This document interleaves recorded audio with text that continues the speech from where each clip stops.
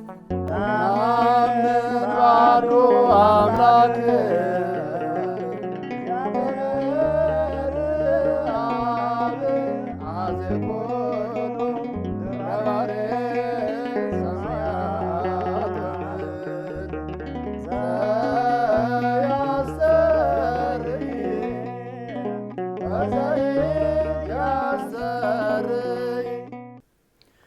በስመ አብ ወወልድ ወመንፈስ ቅዱስ አሃዱ አምላክ አሜን። የተወደዳችሁ በሕያው እግዚአብሔር ጸጋ ከኛ ጋራ ትምህርት ሃይማኖትን እየተካፈላችሁ በያላችሁበት እግዚአብሔርን የምታከብሩ ጸጋው በጥበብ በአእምሮ ሁሉ ይብዛላችሁ እያልኩ እንደ ጌታችን ምሕረት ከባለፈው የቀጠለውን የትምህርት ሃይማኖት ሁለተኛ ክፍል ስድስተኛ አንቀጽ ክፍል የሆነውን ትምህርት የምንቀጥል ይሆናል። እንደሚታወቀው ጌታችን መድኃኒታችን ኢየሱስ ክርስቶስ በጴንጤናዊው በጲላጦስ ዘመን ስለኛ እንደተሰቀለ፣ እንደታመመ፣ እንደሞተ፣ እንደተቀበረ በሶስተኛውም ቀን ከሙታን ተለይቶ እንደተነሳና ይሄም በቅዱሳት መጻሕፍት የተመሰከረለት እውነት መሆኑን የሚያስገነዝበውን አንቀጽ እየተመለከትን በተለይ መስቀል ጌታ ኢየሱስ ክርስቶስ የተሰቀለበት ወይም ከጌታችን ከኢየሱስ ክርስቶስ ስነ ስቅለት ጋራ ተያይዞ የሚታሰብ እንደመሆኑ መጠን ጌታ ኢየሱስ ክርስቶስ በመስቀል ላይ የከፈለውን ዋጋ በተገቢ መልኩ እንድንረዳው እንድናስተውለው ለዚህ የሚያግዙ ነጥቦችን መመልከት እንደጀመርን ታስታውሳላችሁ እና በተለይ የመጀመሪያውን ክፍል ስናይ ጌታ ኢየሱስ ክርስቶስ ስለኛ የከፈለው ዋጋ በመስቀል ላይ ሞት የተከፈለ ዋጋ ነው። ይሄንን በተመለከተ የመስቀሉ ቃል ለሚጠፉት ሞኝነት፣ ለኛ ለምንድን ግን የእግዚአብሔር ኃይል መሆኑን የሚናገረውን የመጽሐፍ ክፍል አንደኛ ቆሮንቶስ ምዕራፍ 1 ከቁጥር 18 ጀምሮ እስከ 25 ያለውን በማንበብ እንግዲህ በመስቀሉ ዙሪያ ያለውን ነገር በደንብ እንድንረዳው የሚጠቅሙ አጋዥ የሆኑ አንዳንድ ቃላትን መተርጎምና በዝርዝር አፈጻጸማቸውን ማየት አስፈላጊ መሆኑን ተገንዝበናል። ያም ደግሞ ጌታችን ኢየሱስ ክርስቶስ ስለኛ ራሱን የተወደደ ቅዱስ ሕያው መስዋዕት አድርጎ አቅርቧል። በእግዚአብሔር በአባታችንና በእግዚአብሔር በአምላካችን ፊት ከዛም ባሻገር ስለ ማስተስሪያ የተጻፈውን ማንበብ፣ ስለ ደም መጽሐፍ ቅዱስ የሚለውን ነገር ማስተዋል ይሄንን የጌታችን የኢየሱስ ክርስቶስን ቤዛነት ለመረዳት ወሳኝ ስለሆነ በተለይ በኦሪት ዘሌዋውያን ከምዕራፍ 1 አንስቶ እስከ ምዕራፍ 5 በተጻፉት አምስቱ የመስዋዕት አይነቶች የሚቃጠል መስዋዕት፣ የእህል ቁርባን፣ የደህንነት መስዋዕት፣ የኃጢአት መስዋዕትና የበደል መስዋዕት የሚሉ መስዋዕቶችንና የሚቀርቡበትን ዓላማ ጭምር በንጽጽር ለአዲሱ ኪዳን እንዴት ጥላ እንደነበሩ በሚያሳይ ሁኔታ ተመልክተናል። እንግዲህ በመጀመሪያው ክፍል ትምህርታችን ይህን በተመለከተ ማለት ነው ጌታችን ኢየሱስ ክርስቶስ መሰቀሉን የሚናገር የመስቀሉ ቃል ማለትም በመስቀል ላይ የተሰቀለው ቃል የነበረው አሁን ስግው ቃል የሆነው ጌታ ኢየሱስ ክርስቶስ ማለት ነው። ከዛ ባሻገርም ደግሞ ኢየሱስ ክርስቶስ ስለኛ የከፈለውን ዋጋ የሚያስታውሰንን የወንጌል እውነት ማለት ነው። ይሄንን የመስቀል ቃል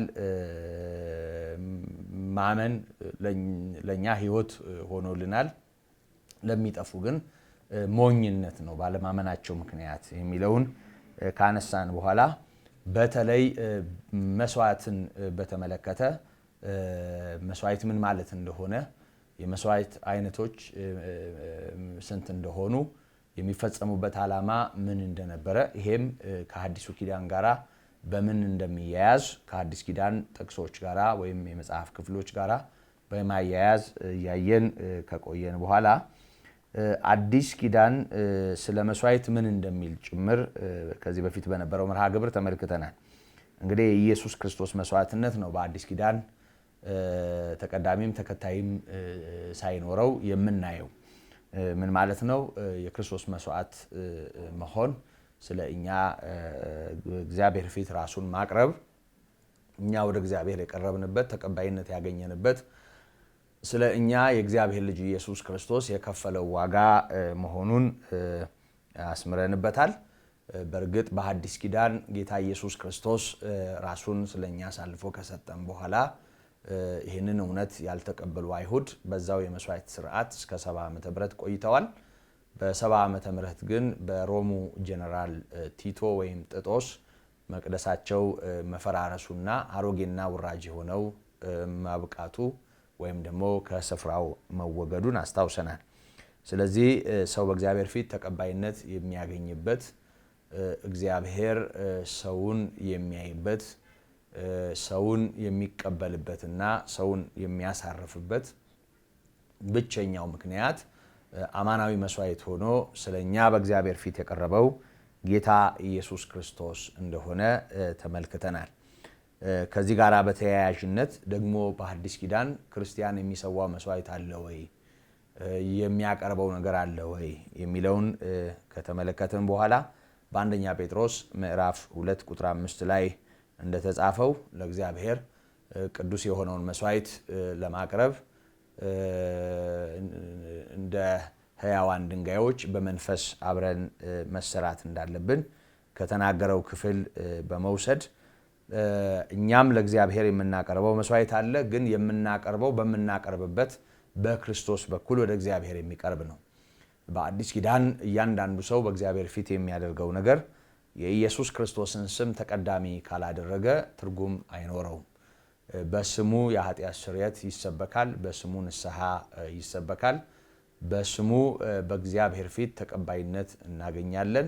የምታደርጉትን ሁሉ በጌታ በኢየሱስ ክርስቶስ ስም አድርጉት ተብሎ እንደተጻፈ የምናደርገውን ሁሉ በኢየሱስ ክርስቶስ ስም በኢየሱስ ክርስቶስ በኩል ሕይወት በሆነው መንገድ በሆነው እውነት በሆነው በኩል ነው ወደ እግዚአብሔር የምናቀርበው። በመጀመሪያ ደረጃ ያው ከዚህ በፊት እንደተመለከትነው በእግዚአብሔር ፊት ተቀባይነት የምናገኝበት ብቸኛው ምክንያት ዳግመኛ መወለዳችን ነው። ዳግም መወለዳችን ደግሞ መነሻው የእግዚአብሔር ልጅ የሆነውን መቀበል ነው። ወደ ገዛ ወገኖቹ መጣ፣ የገዛ ወገኖቹ አልተቀበሉትም። ለተቀበሉት ሁሉ በስሙ ለሚያምኑ የእግዚአብሔር ልጆች የሆኑ ዘንድ ስልጣንን ሰጣቸው ካለ በኋላ በዮሐንስ ወንጌል ምዕራፍ 1 ከቁጥር 11 ጀምሮ እነሱም ከወንድ ወይም ከስጋ ፈቃድ አልተወለዱም በመንፈስ ቅዱስ ከእግዚአብሔር እንጂ በማለት በመንፈስ ቅዱስ ጌታ ኢየሱስ ክርስቶስን በመቀበላችን በማመናችን ምክንያት ዳግመኛ መወለዳችን መንፈስ ቅዱስ እኛን እዛ ሕያው አካል ውስጥ መጨመሩ፣ ስለዚህ ከክርስቶስ ጋር አንድ ለመሆን መጠመቃችንን፣ መጠመቅ ማለት ደግሞ በመንፈስ ቅዱስ መጠመቃችንን የሚያሳዩ የወንጌል እውነቶች እንግዲህ ተቀዳሚ መሆናቸውን ተመልክተናል እና ዳግም ከተወለደ ማለትም ምሕረት ከተደረገለት ከዳነ ከጨለማው ስልጣን ካመለጠ የሚጠበቅ ነው። በደንብ እናስተውል። አንዳንድ ጊዜ የሚምታታብን በክርስትና ውስጥ በዳነ ሕይወት ሊፈጸሙ የሚገባቸውን ሰው የእግዚአብሔር የመሆኑ የመዳኑ ለእግዚአብሔር እውነት የመታዘዙ ዳግመኛ የመወለዱ ፍሬዎች የሆኑ በእኛ ውስጥ ከሚኖረው ከእግዚአብሔር መንፈስ የተነሳ ዳግምም ከተወለደው መንፈሳችን የተነሳ ልንሆነው ልናደርገው ልናከናውነው የሚገባውን ነገር ዳግም ለመወለድ እንደምናደርገው አድርገን የማሰብ ችግር ነው ክርስትናችንን ድብልቅልቅ እያደረገብን ያለው። በደንብ ልናስተውለው የሚገባ ማናችንም ቢሆን እንደው በስጋ እንኳ ላለ ልደት በስጋ ከወላጆቻችን ለተወለድንበትና አሁን በምድር ላይ ሰው ሆነን ለምንንቀሳቀስበት የልደት ታሪካችን ምንም አይነት አስተዋጽኦ አላደረግንም። እንግዲህ ሁላችንም ወላጆቻችን ስለወለዱን ተወልደን በምድር ላይ አለን። ሲጋቡ አልነበርንም። እኛ እንድንወለድ እኛ ኖረን ያደረግነው አስተዋጽኦ የለም። እኛ የለንም። በቃ በዚህ ውስጥ ምንም አይነት ቦታ የለንም። ወላጆች እንግዲህ በየትኛውም አይነት ሁኔታ ባደረጉት ቁርኝት ወይም ደግሞ ህብረት ወይም ደግሞ ጋብቻ ወይም ደግሞ ሩካቤ ስጋ ተጸንሶ የተወለደ ሰው ይሄ ለመሆኑ ያደረገው ምንም አይነት አስተዋጽኦ የለም። ግን ከተወለደ በኋላ የሚያደርገው ነገር ይኖራል። ካደገ በኋላ የሚያደርገው ነገር ይኖራል። ያ ማለት ለምሳሌ አሁን ለወላጆቻችን በጎውን ብናደርግ በጎውን ለማድረግም ያለን ተነሳሽነት ያለን መሰጠትና ያለን ትጋት ስለ ወለዱን የሚሆን እንጂ እንዲወልዱን የሚሆን አይደለም። በመወለድ የምናገኘውን በምንም ተአምር በሌላ ስራ እናገኘውም።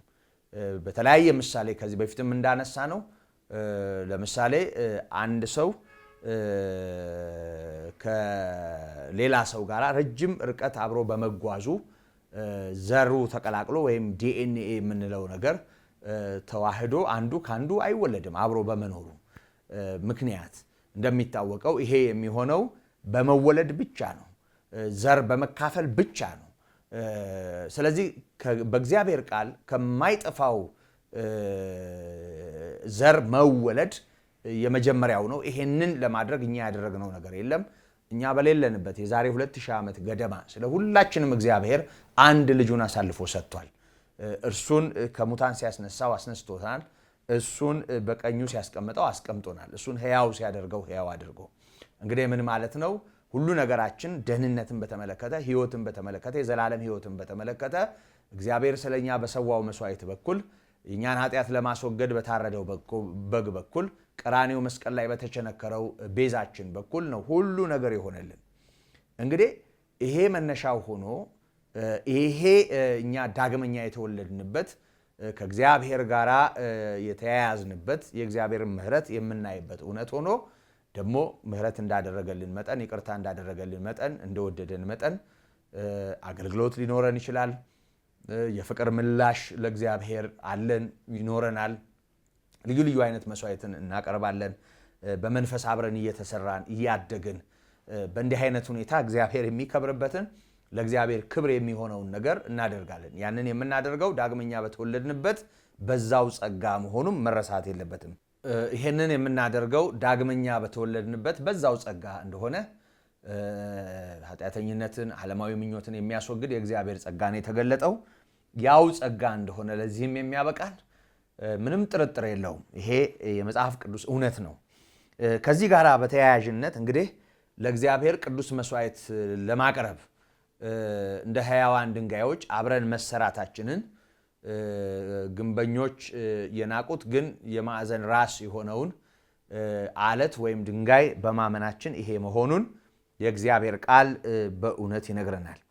እና ከዚህ ጋር በተያያዥነት እንግዲህ ዳግመኛ ስለተወለድን እግዚአብሔር ምሕረት ስላደረገልን ይቅርታ ስላደረገልን ሰውነታችንን ሕያውና ቅዱስ መስዋዕት አድርገን ለእግዚአብሔር የማቅረብ የውዴታ ግዴታ አለብን። ይህም ደግሞ በአይምሮ መታደስ ከመለወጥ ጋራ ለአዲሱ ኪዳን በሚመጥን ሕይወት ከመለወጥ ጋራ ሕይወቱን ከመከተል ጋራ የተያያዘ ነው። ይሄ በደንብ ነው መስተዋል ያለበት። እንግዲህ ጠላቶቹ ሳለን በልጁ ደም ከእግዚአብሔር ጋር ከታረቅን መታረቁን ካገኘን በኋላ ደግሞ በሕይወቱ እንድናለን እንዳለ ሮሜ ምዕራፍ 5 ላይ ቅዱስ ጳውሎስ መታረቁን ባገኘንበት በዚያው እውነት በሕይወቱ ነው ምንድነው።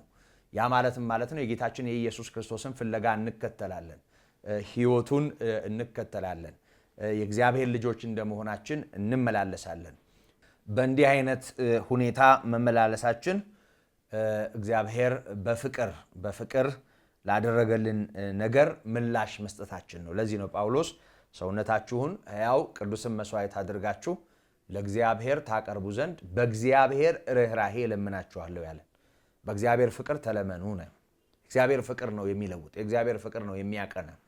ቲቶ ምዕራፍ 3 ከቁጥር 2 ጀምሮ አስቀድሞ የምንጣላ እርስ በርሳችን የምንጠላላ ለልዩ ልዩ ተድላ እንደ ባሪያዎች የምንገዛ ነበርን ካለ በኋላ የእግዚአብሔር ቸርነት ሰውን መውደዱ በተገለጠ ጊዜ ለአዲስ ልደት በሚሆን መታጠብና በመንፈስ ቅዱስ መታደስ አዳነን እንጂ እኛ ስላደረግነው የግል ስራችን ወይም ደግሞ የቀደመ ጽድቃችን ወይም ስራችን አይደለም ይላል።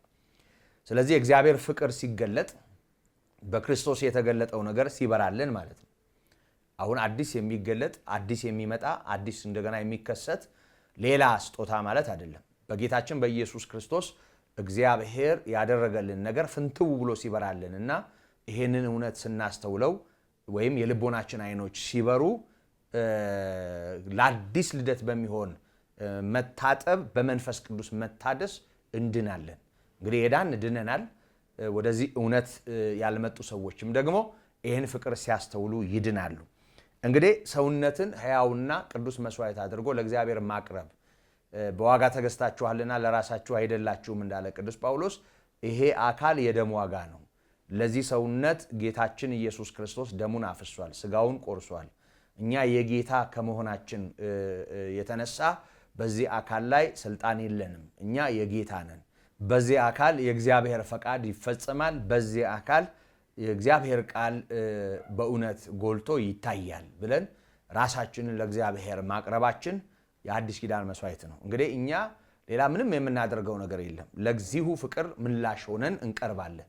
እግዚአብሔር እንዳዳነን ገብቶን፣ ምሕረት እንዳደረገልን ገብቶን፣ ይቅርታ እንዳደረገልን ገብቶን፣ እንደወደደን ገብቶን፣ እግዚአብሔር ሊጠላን እንደማይችል ገብቶን፣ ስለኛ አንድ ልጁን አሳልፎ የሰጠ አምላክ ጨርሶ ሊረሳን ሊተወን እንደማይችል ገብቶን የምንኖረው ኑሮ ሰውነትን ሕያው ቅዱስን መስዋዕት አድርጎ ለእግዚአብሔር ማቅረብ ነው። ይሄም ለአእምሮ የሚመች አገልግሎት ይሆናል ተብሎ ተጽፏል። ያም እንግዲህ ከአእምሮ መታደስ ጋር፣ ከአስተሳሰባችን መለወጥ ጋር፣ ከግንዛቤያችን መቃናት ጋር እውነተኛውን ብርሃን የወንጌል ብርሃን ከመቀበል ጋር ተያይዞ በሕይወታችን የሚፈጸም የአዲስ ልደት አዲስ ሕይወት ነው። እንግዲህ ይሄ መስዋዕትን ማቅረብ የምናቀርበው ይሄን ነው ማለት ነው። በሌላ ቋንቋ በዘመነ ብሉይ በእግዚአብሔር ፊት ተቀባይነት ለማግኘት እንስሳ የተለያየ አይነት መስዋዕት ይዘው እንደሚቀርቡ ሰዎች አሁን እግዚአብሔር እኔን እንዲያየኝ እኔን እንዲቀበለኝ በቃ በእኔ ደስ እንዲለው በእኔ እንደው እግዚአብሔር እንዳያዝን ብለን ለኃጢአታችን ማስተስረያ ብለን የምንጎትተው እንስሳ የለም፣ የምናመጣው ዋኖስ የለም፣ የምንሰዋው መስዋዕት የለም፣ የምናፈሰው ደም የለም። ስለዚህ በብሉይ ኪዳን ዘመን እንደሚሆነው አይደለም ከኛ የሚጠበቀው። እግዚአብሔር መስዋዕቱን አቅርቦልናል። በሱ በኩል ወደ እግዚአብሔር መቅረብ ነው የኛ ስራ ማለት ነው። ከዛ ሲቀጥል በዕብራውያን ምዕራፍ 13 ቁጥር 15 ላይ እንደተጻፈው የከንፈሮችን ፍሬ ለስሙ የሚመሰክሩ የምስጋና መስዋዕትም እናቅርብለት ነው የሚለው። እንግዲህ የከንፈሮችን ፍሬ ለስሙም የሚመሰክር ለኢየሱስ ክርስቶስ ምስክሮች መሆን፣ ለቀመስነው ፍቅር፣ እግዚአብሔር ላደረገልን ምሕረትና ይቅርታ፣ በሕይወታችን ላለው በጎ ተጽዕኖ፣ ከኃጢአት ኃይል ለማምለጣችን፣ በኃጢአተኞች ላይ ከሚገለጠው ቁጣ ለመትረፋችን፣ ከጨለማው ሥልጣን ድነን ወደ ፍቅሩ ልጅ መንግሥት ለመፍለሳችን የሚሆን የምስጋና መስዋዕትና ደግሞ ሰዎች እኛ ወዳለንበት እውነትና ሕይወት በመምጣትና በመቀላቀል ከእግዚአብሔር ጋር ኅብረት እንዲኖራቸው ለስሙ የሚመሰክር ምስክር መሆን፣ ከዛም ሲቀጥል ደግሞ የከንፈሮቻችንን ፍሬ የምስጋና መባና መስዋዕት ማቅረብ እንደሆነ ልናስተውል ይገባል። ወገኖቼ ክርስቲያኖች ነን እያልን በክርስቶስ ክርስቲያን በወልድ ውሉድ ተብለናል፣ የእግዚአብሔር ልጆች ነን፣ ዳግመኛ ተወልደናል ብለን በስሙ የምናፍር ከሆነ ኢየሱስ የሕያው እግዚአብሔር ልጅ መድኃኒቴ፣ ብቸኛው ጌታ ብሎ ለመጥራት የሚከብደን ከሆነ ዋጋ እንከፍላለን። ወደድንም ጠላንም ጌታ ኢየሱስ ክርስቶስ የሚያፍርብኝን አፍርበታለሁ ነው ያለው። በሰማያት ባለው በአባቴና በመላእክቱ ፊት ምስክር አልሆነውም ነው ያለው።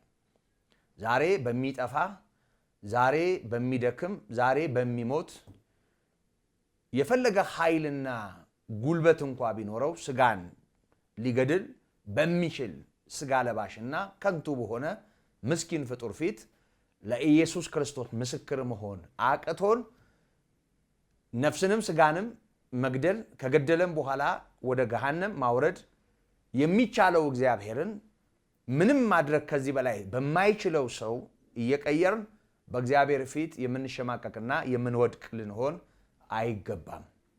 የምናምን ከሆነ ከዚህ ያለፈ ከከንፈር ያለፈ በእውነት የኢየሱስ ክርስቶስ ምስክሮች ሆነን ልንገኝ ያስፈልጋል።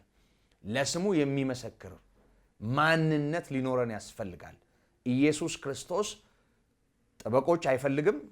ለሱ ጠበቃ አንሆንም። እኛ ተሟግተን ተጋድለን ድንጋይ ወርውረን ተሳድበን የምናከብረው ጌታ የለንም።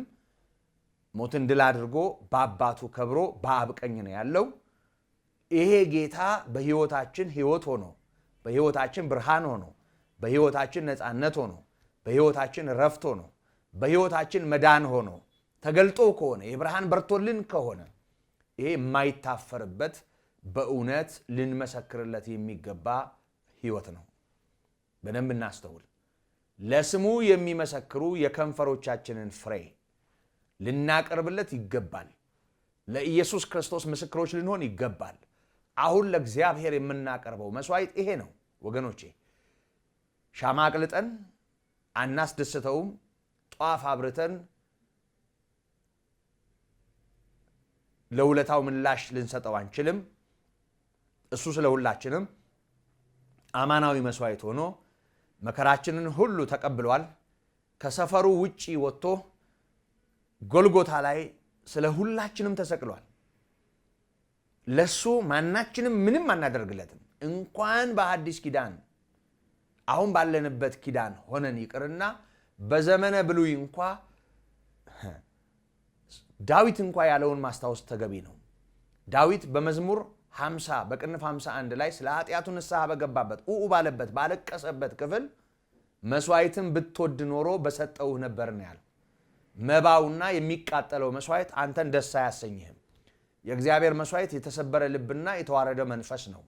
የተሰበረውን ልብና የተዋረደው መንፈስ እግዚአብሔር አይንቅም በማለት በትክክል በኃጢአቱ ምክንያት እንክት ያለ ልብ ያለው ይሄንንም የሚረዳ ከዛ ባሻገር በእግዚአብሔር ፊት ራሱን ዝቅ አድርጎ የሚገኝ የተዋረደ መንፈስ ነው እግዚአብሔርን ደስ የሚያሰኘው ሲል እናያለን።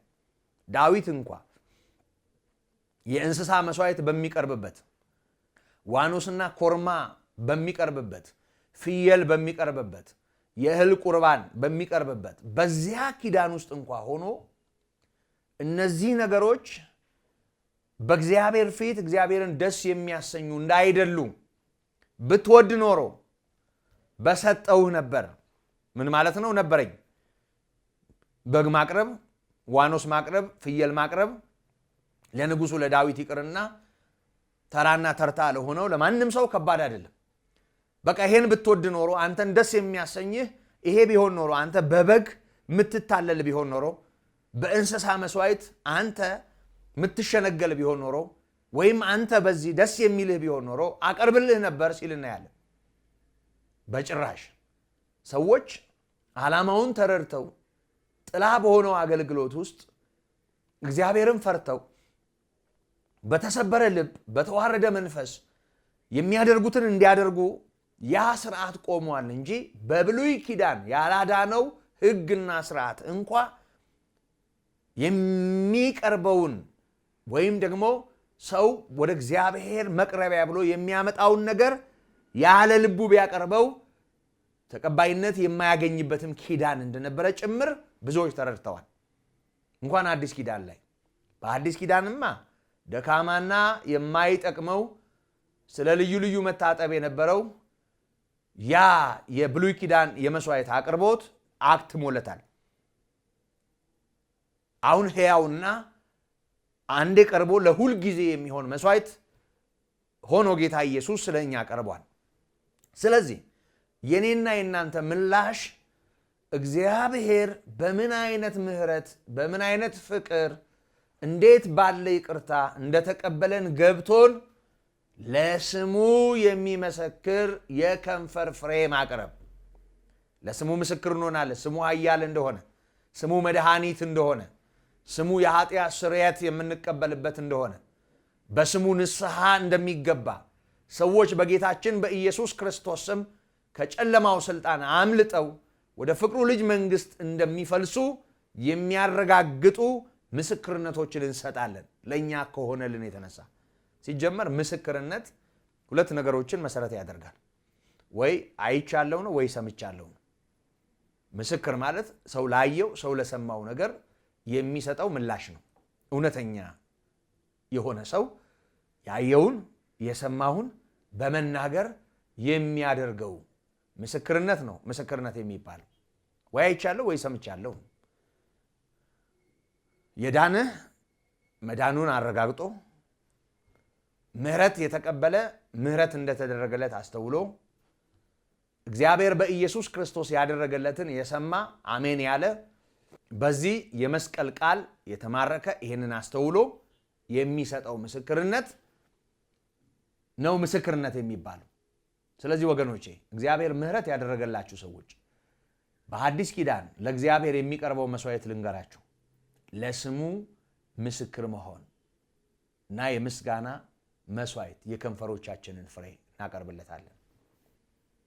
አንደበታችን በእምነት ከሆነው ልብ ምስክር በመሆን ለስሙ የሚመሰክር የከንፈሮቻችንን ፍሬ በማቅረብ ጌታን እናክብር። አንፈርበት። ለተሰቀለው እርቃኑን ሲሰቀል ላላፈረብን ወንድሞቼ ብሎ ሊጠራቸው አያፍርም ተብሎ ለተነገረለት ስለኛ ራሱን ሲያዋርድ ላላፈረብን ጌታ ምስክሮች ነው።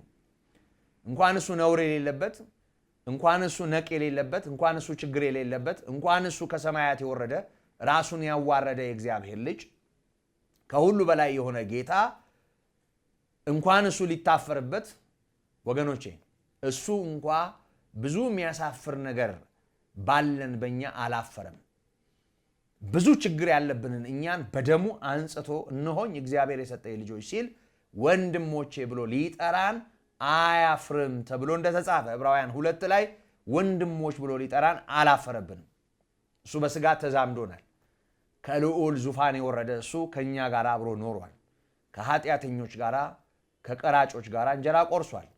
እሱ በእኛ ሳያፍር የሚያሳፍር ነገር ባለን በእኛ ሳያፍር እኛን በደሙ አጣጥቦ የእግዚአብሔር ለማድረግ ዋጋ ለመክፈል ወደ ኋላ ሳይል ነቅ በሌለበት፣ ነውር በሌለበት፣ ርኩሰት በሌለበት፣ ስንፍና በሌለበት ቅዱስ በሆነው ትሑት በሆነው ከሰማያት በወረደው ሁሉን ያደርግ ዘንድ ቻይ በሆነው በሱ መግደልም ማዳንም በሚችለው በሱ የምናፍር ከሆነ የማናውቀው ነን ማለት ነው። ወገኖቼ ጌታ ኢየሱስ አይታፈርበትም። ጌታ ኢየሱስ ጌታ ነው። ጌታ ኢየሱስ መድኃኒት ነው። ይህንን ለማንም አንሰጠውም። ይሄ ለእኛ የተሰጠ ሕይወት ነው። ከሆነ ቤተ እምነት ጋር እናያይዘው። ይህንን የምትሰሙ ሰዎች በየቤታችሁ እግዚአብሔር የሰጣችሁ ዕድል ነው። ለስሙ ምስክሮቹን አትፈሩበት። የሆነ ነገር እባላለሁ ብላችሁ ወይ ጴንጤ ወይ ተሐድሶ ወይ የሆነ እምነት የሆነ ሰዎች የማያውቁ ሰዎች መጽሐፍ ቅዱስን የማያውቁ ሰዎች ይለጥፉብኛል ብላችሁ አትፈሩበት። እነዚህ አሁን የጠራኋቸው የእምነት ስያሜዎች ከመኖራቸው በፊት የነበረ ጌታ ነው። ጌታ ኢየሱስ ክርስቶስ እርሱ ቀዳማዊ ነው። ሐዋርያት ለስሙ ምስክር ሆነው ነው ዋጋ የከፈሉት። እንድንበት ዘንድ የተሰጠ ስም ከሰማይ በታች ሌላ የለም፣ መዳን በሌላ በማንም የለም በማለት ነው የተገረፉት። ሰማዕታት የምንላቸው ሰማዕታት በመጋዝ የተሰነጠቁቱ፣ ለአንበሳ ተላልፈው የተሰጡቱ፣ በአናምርት የተበሉቱ፣ በብዙ መከራና በብዙ ስቃይ ያለፉቱ፣ እንደ እንስሳ እንደ ሞተ ውሻ ሜዳ ለሜዳ የተጎተቱት፣ እንደ ፍየል የተገፈፉቱ፣ እውነተኛ የኢየሱስ ክርስቶስ ምስክር የሆኑቱ እውነተኛ ሰማዕታት፣ እውነተኞቹ በእግዚአብሔር ልጅ ደም ተቀድሰው የስሙ ምስክር የሆኑቱ ለዚህ እውነት ባለማፈር ነው ዋጋ የከፈሉት። የሚያሳዝነው ነገር እነሱ ለስሙ ዋጋ ከፈሉ፣ እኛ ግን ለነሱ ስም ነው ዋጋ መክፈል የምንፈልገው። እነሱ ለሞቱለት፣ እነሱ ለመሰከሩት፣ እነሱ ሕይወት እንደሆነ ገብቷቸው ሕይወታቸው ለሰጡለት ጌታ ሳይሆን ለነሱና እነሱ ለሚመሳሰሉ ለሌሎች ነው እኛ ዋጋ መክፈል የምንፈልገው። እናስተውል። ሰማዕታትም ቢሆን የስሙ ምስክሮች ናቸው። ሰማዕት ማለት ሲጀመር ምስክር ማለት ነው። አሰምተው የጌታን እውነት የተናገሩ፣ ለብዙዎች የተናገሩ፣ በዚህም ዋጋ የከፈሉ ናቸው ሰማዕታት። ሰማዕት ማለት ይሄ ነው፣ ምስክር ማለት ነው። የእውነት ምስክር። እውነት ደግሞ ሌላ የለም፣ ጌታ ኢየሱስ ነው። የእሱ ምስክር ማለት ነው። ይህንን ልናስተውል ይገባል ወገኖቼ። የከንፈሮቻችንን ፍሬ ልናቀርብለት ይገባል። ይህንን እናስተውል። የጌታ ጸጋና ሰላም እንዲሁም ምሕረት ይብዛልን። የተወደዳችሁ ደግሞ ከአፍታ ቆይታ በኋላ ይህንኑ የምንቀጥል ይሆናል።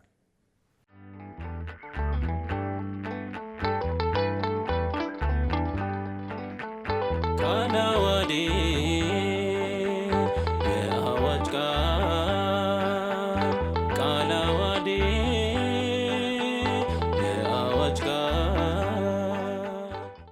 ክብርና ምስጋና ለአምላካችን ይሁን። ካፍታ ቆይታ ተመልሰናል። እንግዲህ ለእግዚአብሔር ክርስቲያን የሚያቀርበው መስዋዕት አለ ወይ የሚለውን ጥያቄ ካነሳን በኋላ አዎ፣ ያም ደግሞ ወደ እግዚአብሔር በቀረብንበት በክርስቶስ የምናቀርበው መሆኑን ነው እያየን ያለ ነው። የመጀመሪያው ራስን ለጌታ መስጠት ነው። በደም የተዋጀውን አካል ደሙን ላፈሰሰለት ጌታ ለራሱ መስጠት የራሳችን እንዳይደለን ገብቶን። ሁለተኛው ነጥብ የከንፈሮቻችንን ፍሬ የምስጋና መባና መስዋዕት ማቅረብ ለስሙ የሚመሰክር ይሄንን ብለናል። በሶስተኛ ደረጃ ከዚህ እውነት ጋር ተባብረን ባለን ነገር እግዚአብሔርን ማገልገል እሱ መስዋዕት ለእግዚአብሔር የተወደደ መስዋዕት ማቅረብ ነው። በሶስተኛ ደረጃ የምንመለከተው ይህንን ነው። በፊልጵስዩስ ምዕራፍ 4 ከቁጥር 17 ጀምሮ ላንብበው። በስሌታችሁ የሚበዛውን ፍሬ እንጂ ስጦታውን ፈላጊ አይደለሁም ይላል።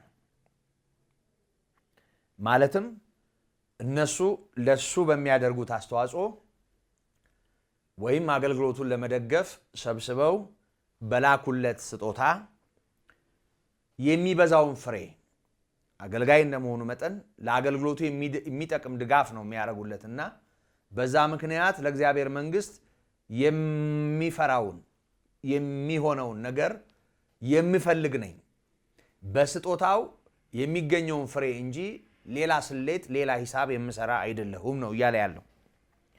ማለትም ገንዘብ ለመሰብሰብ ገንዘብ ለማግኘት ሀብታም ለመሆን የሚያደርገው ሩጫና ትግል ሳይሆን በስጦታቸው ለእግዚአብሔር መንግሥት ሥራ የሚኖረውን አቅም ነው የሚያስበው።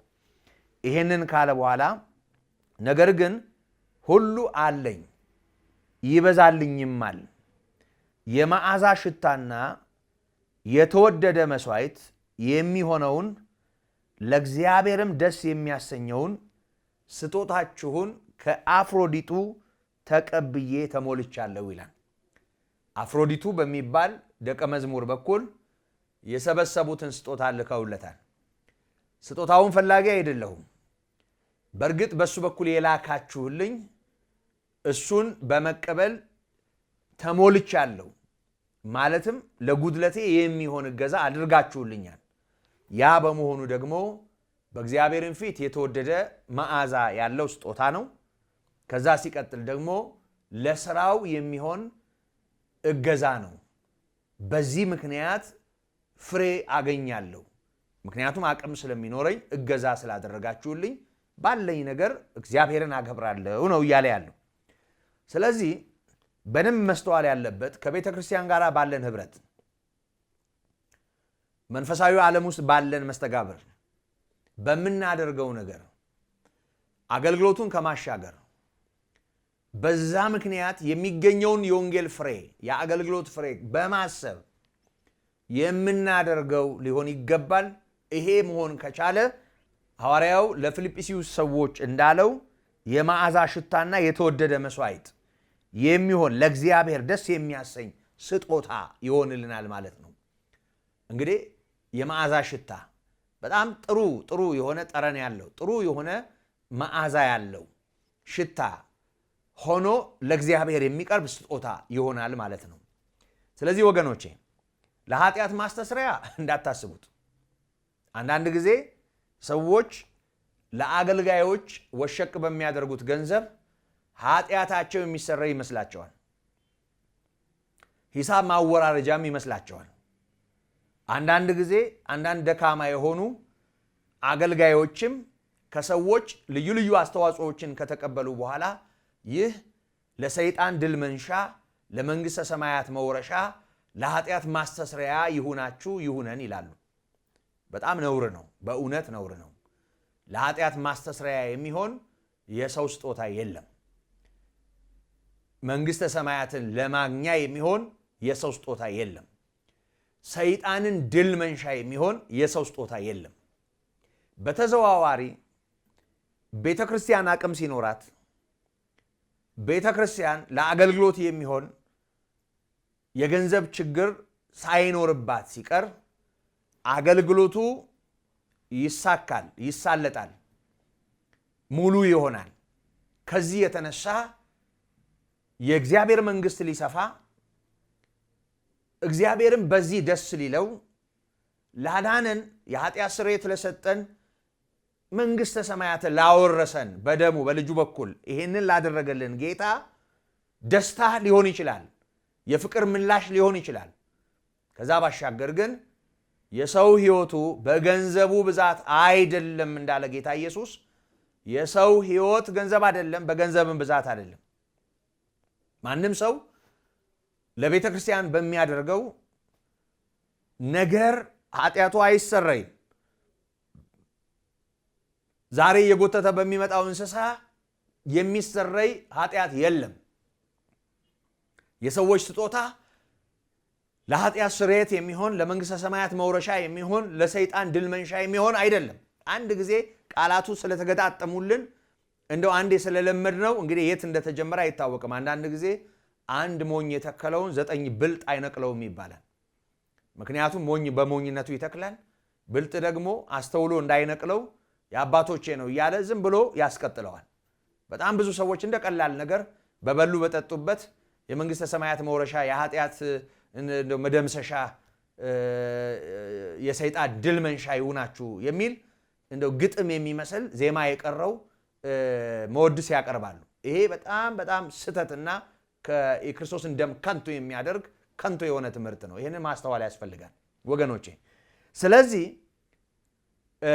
በስጦታችሁ የሚበዛውን ፍሬ ማለት ሰዎች በሚያደርጉት አስተዋጽኦ የሚደረግ ነገር ካለ ያለ ወንጌል አገልግሎት ከዋለ ቤተ ክርስቲያን በጽድቅ ለምትፈጽማቸው ስራዎች ከዋለ የእግዚአብሔር መንግስት ለማስፋት ከሚሆነው አገልግሎት ጋር ተያይዞ ጌታችን ኢየሱስ ክርስቶስን በገንዘባቸው ያገለግሉ የነበሩ ሰዎች እንደነበሩ እንዲሁ አገልግሎቱን በገንዘብ ከመደገፍ ጋር ተያይዞ ከሆነ ፋይዳ አለው። የአገልጋዮችንም ጉድለት ይሞላል፣ ብዙ ፍሬም እንዲገኝ ያግዛል። አገልግሎቱ በገንዘብና ያንን በተመለከተ ባሉ ክፍተቶች እንዳይጎዳ ያደርጋል። ከዚህ የተነሳ በተዘዋዋሪ ከእግዚአብሔር መንግስት ስራ ጋር ካለንበት የኛ መንግስት ከሆነው ስራ ጋር እንተባበራለን። ለጽድቅ ተባብረናል ማለት ነው። እግዚአብሔር ደስ ይለዋል። የመዓዛ ሽታ ነው። ለስሙ የሚቀርብ እግዚአብሔርን ለማክበር የሚቀርብ ጥሩ ስጦታ ነው። እንደሱ መሆን ይችላል። ግን ማንም ሰው በሰጠው መንገድ ከእግዚአብሔር የዘላለም ሕይወት ምላሽን የሚጠብቅ ከሆነ ወደደም ጠላም በክርስቶስ ቤዛነት ላይ እየሸፈተ ነው። ደሙን ከሱ ገንዘብ ጋራ ከላቡ ውጤት ጋራ ያውም በአመፃ በግፍ በብዙ እርኩሰት ከተሰበሰበ ገንዘብ ጋራ ጭምር የመለወስ ወንጀል ነው። እንዲህ አይነቱ ወንጀል እግዚአብሔርን ቅር ያሰኘዋል ብቻም ሳይሆን በእግዚአብሔር ፊት የተናቀንና የተጠላን እንድንሆን ያደርገናል። ይህንን ማስተዋል አለብን። እግዚአብሔርን ሥራ ለማስተዋል የደሙን ዋጋ በከንቱ እንዲህ ባለ ሁኔታ መለካት ምናምንቴነት ነው የሚሆነው። ስለዚህ ከዚህ የምንተርፈው ከዚህ የምንድነው አስተውለን እግዚአብሔርን ፈርተን በእግዚአብሔር ፊት እንደሚገባ መሆን ስንችል ነው። ይህንን ልናስተውለው ይገባል። ስለዚህ እያንዳንዳችን የምናቀርበው መስዋዕት ይኖራል። ከምስጋና ባሻገር ከምስክርነት ባሻገር ካለን እግዚአብሔር ከሰጠን እንደ ብሉይ ኪዳኑ በስሌት ከ110 ከ11 ብለን ሳይሆን በልግስና በልባችን እግዚአብሔር ባኖረው መጠን በቅንነት የሥራው አካል ሆነን የምናደርገው ነገር በቤተ ክርስቲያን ያለውን ጉድለት ይሞላል። በአገልጋዮች ያለውን ጉድለት ይሞላል። ለአገልግሎት ፍሬ የራሱ አስተዋጽኦ አለው። በእግዚአብሔርም ፊት በጎ የሆነ የመዓዛ ሽታ የሆነ ስጦታ ይሆንልናል። ስለዚህ ስጦታችን ከኃጢአት ስርየትና ከንስሐ ጋር አይገናኝም ማለት ነው። በፍጹም በገንዘብ የምናስተሰርየው ኃጢአት የለም። በገንዘብ የሚወራረድ ሂሳብ የለም። ይህንን ማስተዋል ያስፈልጋል። ሌላው እና አራተኛው ነጥብ በእግዚአብሔር ፊት ጸሎታችን እንደ መስዋዕት እንደሚቆጠር በዮሐንስ ራእይ ምዕራፍ 8 ከቁጥር 3 ጀምሮ እስከ 4 ባለው ክፍል እንመለከታለን። በጸሎት በእግዚአብሔር ፊት መቅረብ፣ ምክንያቱም ለእግዚአብሔር ያለንን በደሙ አማካኝነት በክርስቶስ አማካኝነት ያለንን ቀረቤታ ያሳያል። ምክንያቱም በዚህ በዕብራውያን ምዕራፍ 10 ከቁጥር 18 ጀምሮ ወደ ቅድስት የሚወስደው መንገድ መመረቁን ተመርቆ አዲስና ሕያው የሆነው መንገድ መከፈቱን በተናገረበት ክፍል በመጋረጃው ማለትም በስጋው በኩል ወደ እግዚአብሔር ልንቀርብ ወይም ደግሞ ወደ ቅድስት ልንገባ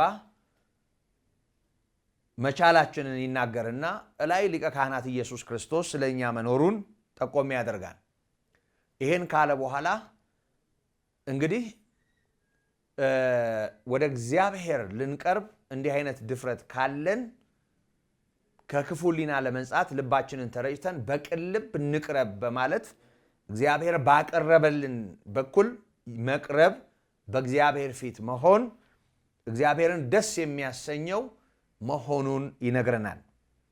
ስለዚህ በእግዚአብሔር ፊት በእንዲህ አይነት ሁኔታ ስንቀርብ በተደረገልን ምሕረት መጠን በእግዚአብሔር ፊት መገኘታችንን በእምነት እናረጋግጣለን።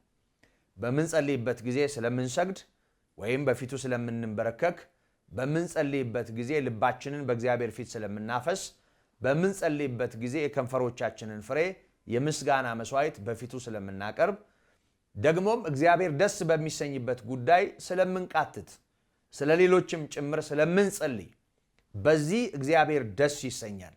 ይሄ በእግዚአብሔር ፊት የምናቀርበው መስዋዕት ሊሆን እንደሚችል የእግዚአብሔር ቃል ይነግረናል። ስለዚህ በሮሜ ምዕራፍ 12 ቁጥር 12 ላይ በተስፋ ደስ ይበላችሁ፣ በመከራ ታገሱ ካለ በኋላ በጸሎትም ጽኑ ይላል።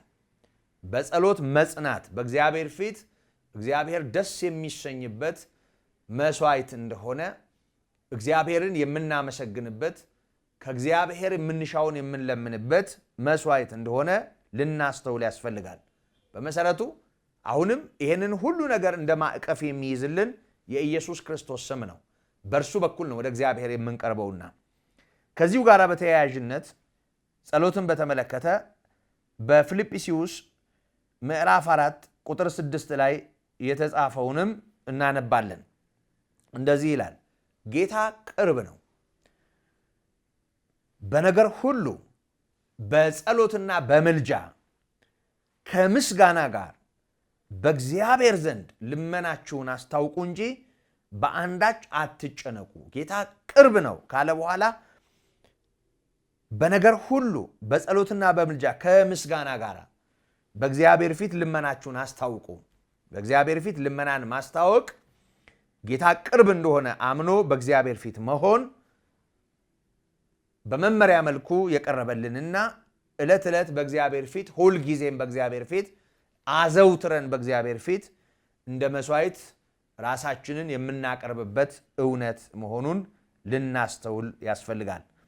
ኤፌሶን ምዕራፍ 6 ቁጥር 18 ላይ ቅዱስ ጳውሎስ እንደዚህ አለ፣ በጸሎትና በልመና ሁሉ ዘወትር በመንፈስ ጸልዩ፣ በዚህም ሐሳብ ስለ ቅዱሳን ሁሉ እየለመናችሁ በመጽናት ሁሉ ትጉ ይላል። እንግዲህ መጽናት፣ መትጋት፣ ስለ ሁሉ ወይም ስለ ቅዱሳን ሁሉ መጸለይ እግዚአብሔር በደሙ ከተዋጀነው የእግዚአብሔር ከሆነው የሚጠብቀው ራሳችንን ለእግዚአብሔር ከመስጠታችን ጋር የተያያዘ ሕያውና ቅዱስ መስዋዕት ነው። ይሄ ሊስተዋል ይገባል። የሐዲስ ኪዳን መስዋዕቶች ምን አይነት መልክ እንደሚኖራቸው የሚያሳይ ነው። አምስተኛው ነጥብ ምሕረት ነው። ምሕረት እንደ መስዋዕት ቀርቦ እናየዋለን። ምሕረት ማለት ለበደለ፣ ላጠፋ፣ ለጎዳን ሰው የምናደርገው ይቅርታ ነው። እግዚአብሔር በብዙ ምሕረት ተቀብሎናል። ደግሞም በተለያየ ምክንያት ጥፋት ያለባቸውን ሰዎች መቀበልና እግዚአብሔር ባደረገልን መጠን ማድረግ መቻል እግዚአብሔርን ደስ የሚያሰኘው ከሌሎች መስዋዕቶች የሚበልጥ መስዋዕት መሆኑን የሐዲስ ኪዳን መጻሕፍት ያሳዩናል። በማቴዎስ ምዕራፍ 12 ቁጥር 7 ላይ እንዲህ ተጽፏል። ምሕረትን እወዳለሁ መስዋዕትን አይደለም ያለው ምን እንደሆነ ብታውቁ ኃጢአት የሌለባቸውን ባልኮነናችኋቸው ነበር ይላል።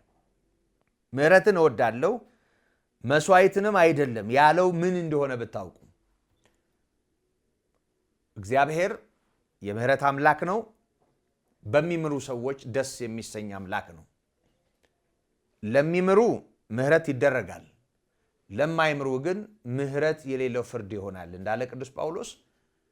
ጌታ ኢየሱስ ክርስቶስ ከብሉይ ኪዳን ጠቅሶ ምህረትን እወዳለሁ መስዋዕትን አይደለም የሚለው ምን እንደሆነ ብታስተውሉ፣ ጌታ እግዚአብሔር ምህረትን የሚወድ አምላክ ነው። ከመስዋዕት ይልቅ ምህረት አጥቶ ሰው፣ ይቅርታ አጥቶ ሰው ወይም ይቅርታ ማድረግ ተስኖት ምህረት ማድረግ ተስኖት በተቋጠረ ሕሊና በተያዘ ሕሊና የፈለገውን አይነት መስዋዕት በመሰረቱ በሐዲስ ኪዳን እንደ ብሉይ ኪዳን የተለያዩ ነገሮችን እየጎተትን ወደ እግዚአብሔር አንመጣም፣ ይታወቃል። ምክንያቱም እግዚአብሔር አንድ ልጁን በቃ ሁሉን ጠቅላይ አድርጎ አቁሞታል። ምን ማለት ነው? የሚቃጠለው መስዋዕት፣ የእህሉም ቁርባን፣ የበደሉም መስዋዕት፣ ለኃጢአት የሚቀርበው መስዋዕት፣ በአጠቃላይ መስዋዕት የሚባሉ መስዋዕቶች ሁሉ ተጠቅልለው በኢየሱስ ክርስቶስ ተፈጽመዋል። እኛ የምናቀርበውን ዕጣን እግዚአብሔር አያሸተውም። ዛሬ እግዚአብሔር የሚያሸተው በጎ መዓዛ አለ። እሱም የናዝሬቱ ኢየሱስ ነው። በእኛ ሕይወት ክርስቶስ ካለ እግዚአብሔር እኛ ውስጥ ክርስቶስን ያያል።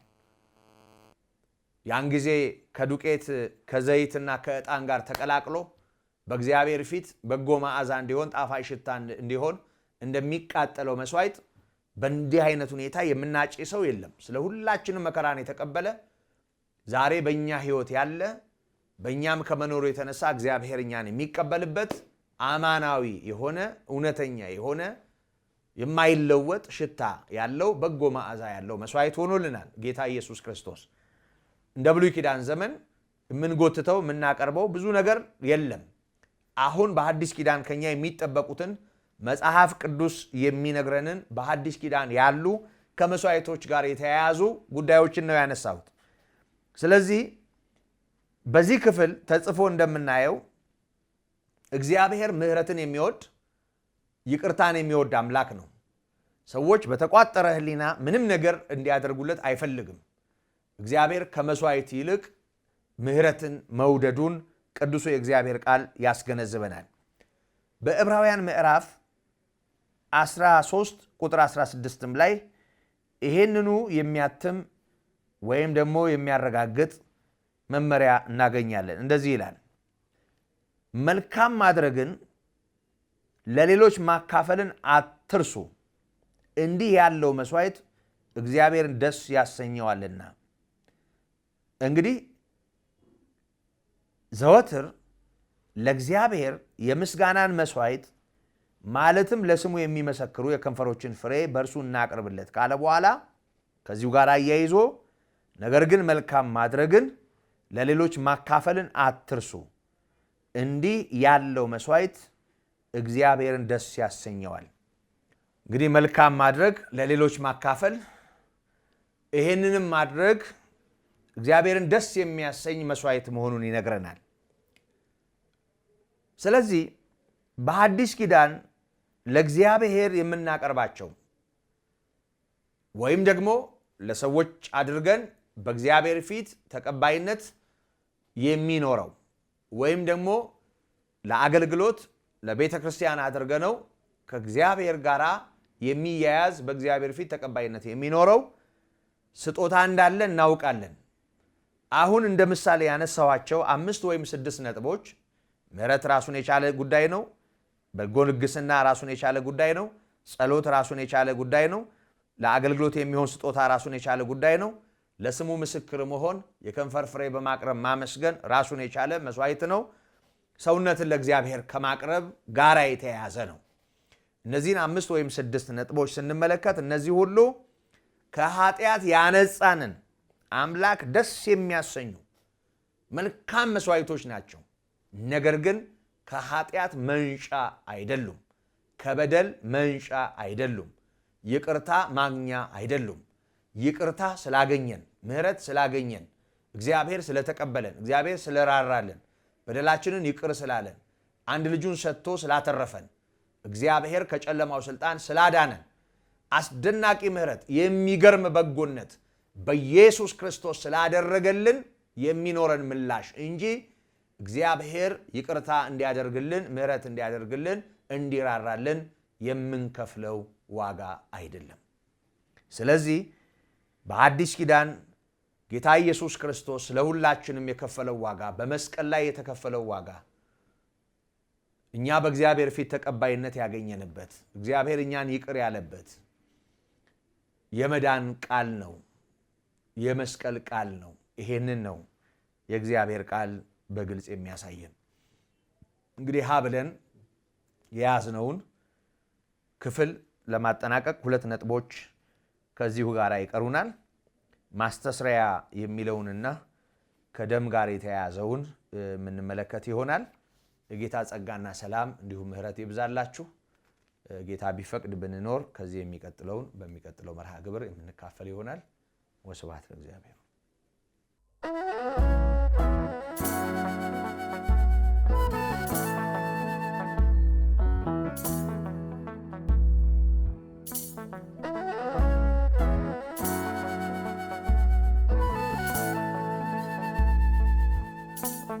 አሜን ባዶ አምላክ